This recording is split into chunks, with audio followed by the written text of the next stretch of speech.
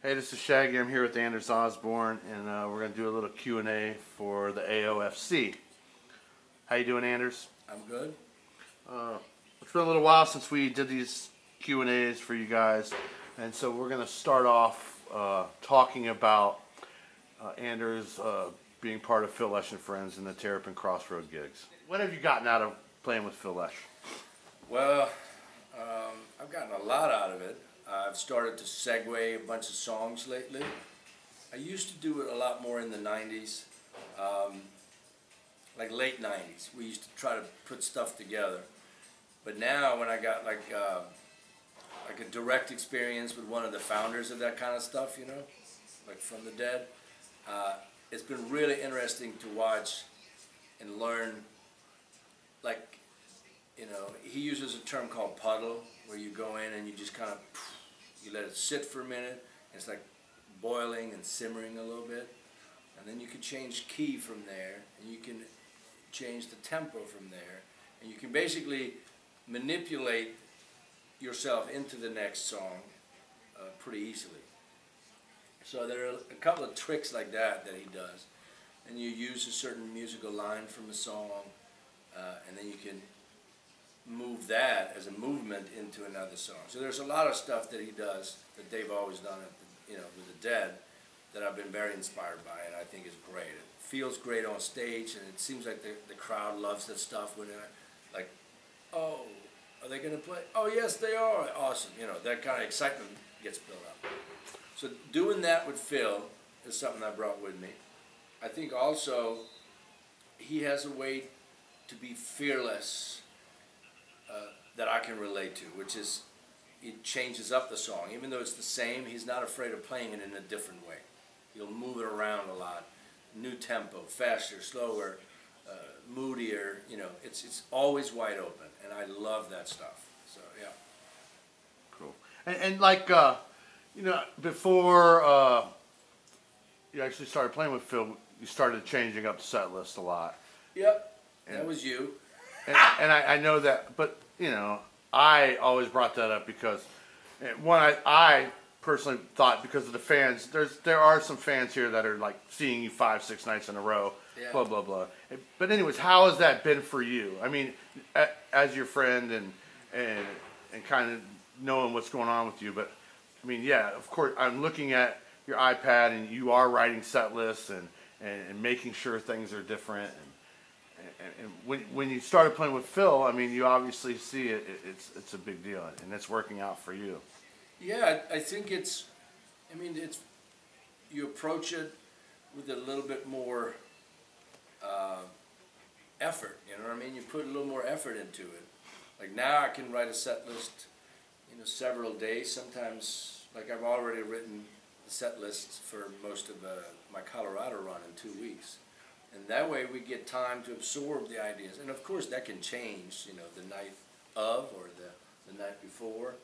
You know, you get a little stroke of inspiration and you want to go in a different direction. But I think what it has taught me is to sit down, I sit in my room or wherever I am, and I just envision the night. And then it's so cool to have that and then to actually perform the night and see where it goes. And also you want to dig a little deeper in the catalog. You know what I mean? You want to play songs that people that have followed you for a while or people that have a bunch of the records and live recordings, you want to play something that they haven't heard a lot and they go, oh my God, he's playing. Yeah. Totally. I mean, I even get excited. Like. Yeah, and I get excited. I mean, for me, when like right now I'm looking at my first two, the Break the Chain and Osborne Orchestra, which I was just a kid doing the first one. You know, barely out of puberty doing Osborne Orchestra. So it's weird to look at those songs, but I think it'd be great if I update them. Maybe I have to tweak the lyrics a little bit. But stuff like that, it feels inspiring. And then you can pull that out and you play it, you know, 30 years later and it's awesome, you know. It's great to see the songs that people want to hear, and I'm sure that's helping you with the set list. Yeah. And I like reading the fan page from time to time, and I get like people, you know, asking about certain songs, and it inspires me to put them on the set list and whatnot. So the fans want to know, do you sit down and write, play guitar daily? Almost. I wouldn't say that I write every day, but like that goes in waves, you know. I try to remove myself from that and do some other stuff. Like I love working on the house, you know, painting and fixing stuff and repairing things and whatnot. But I think I do mess around on the guitar a little bit every day. You've been writing songs for a long time, and you have some hits under your belt, and you know you did a lot of stuff in Nashville. Let's talk about that for a moment. Okay, I was a staff writer with the first Polygram. That was in the early '90s, and then they merged with MCA, and then they became Universal Music Publishing, and so. I guess for a while, I mean, first I was just a staff writer, and whenever I was up there, I would write stuff and get together with other writers or some artists, and we got together. For a while, I worked with Kings of Leon, and when they first got up there, they were like, you know, young kids. And I guess for a few years, that was kind of what I did more than touring. I spent a lot of years between 2000, or a lot of time between probably 2000 to 2004. Those 4 years were very active up there. 2005 maybe. And it was good. I mean, your head was in a different space then. Yeah, it was different. You know, I was tired of the road. I was drained. I wasn't clean. Actually, I was clean from '99 to 2001. It was my first attempt. But then that, after I relapsed and got going again, you know, your head's totally different. Katrina hit. And then it was actually Katrina that brought me back to going live. That's when I pulled away from Nashville a little bit. It was so much stuff to do here. It was so much work, so much fixing, repairing, so much reconnecting with friends. I mean, you were one of the first ones back actually playing. Yeah. I mean, you played at the Maple Leaf with no power. Yeah, and Le Bon Ton with a generator, and I helped, you know, stock the liquor and everything with Pepper. I mean, there was nobody here. I think Walter Wolfman was the first, and that's the day after it was us. So that was it. Yeah, so I mean that was kind of when I went back to playing live, and even though, you know, I had a little bit of soul searching to do before I got my stuff together, but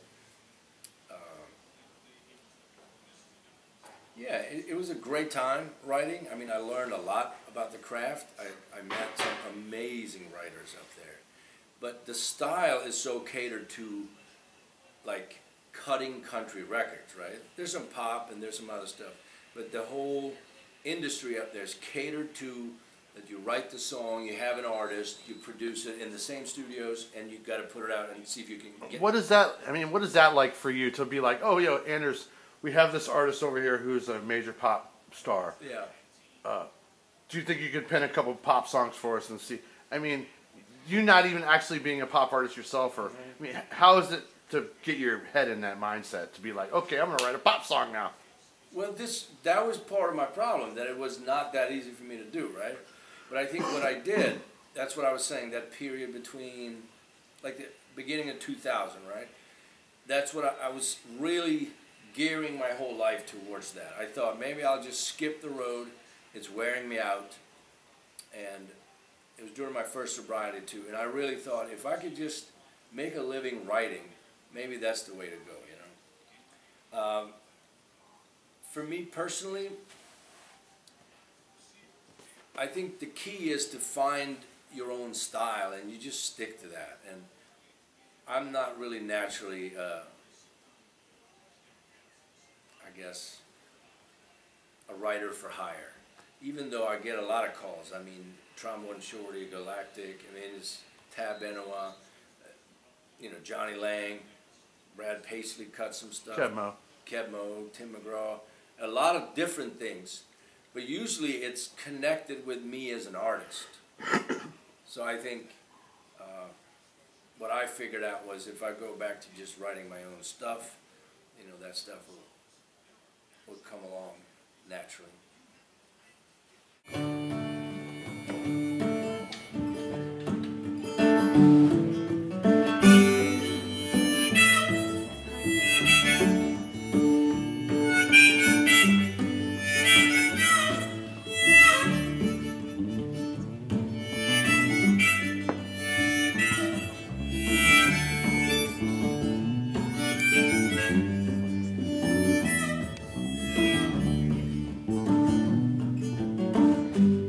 Yeah, they say I'm a lonely creature,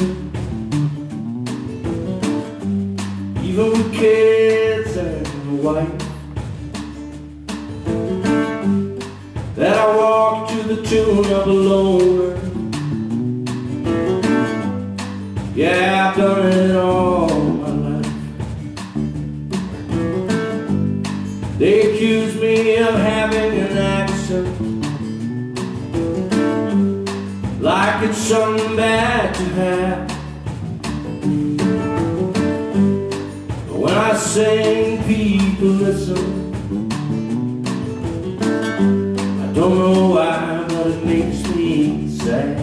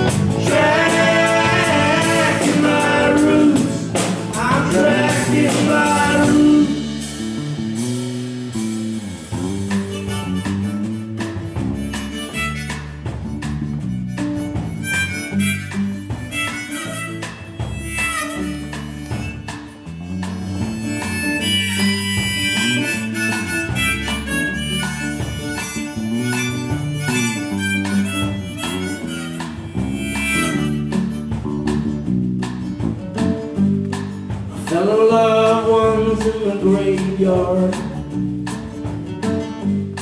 You know her kisses stole my soul, and I've loved her since the beginning, and I will till I'm dead and cold. Sometimes I wanna get real drunk,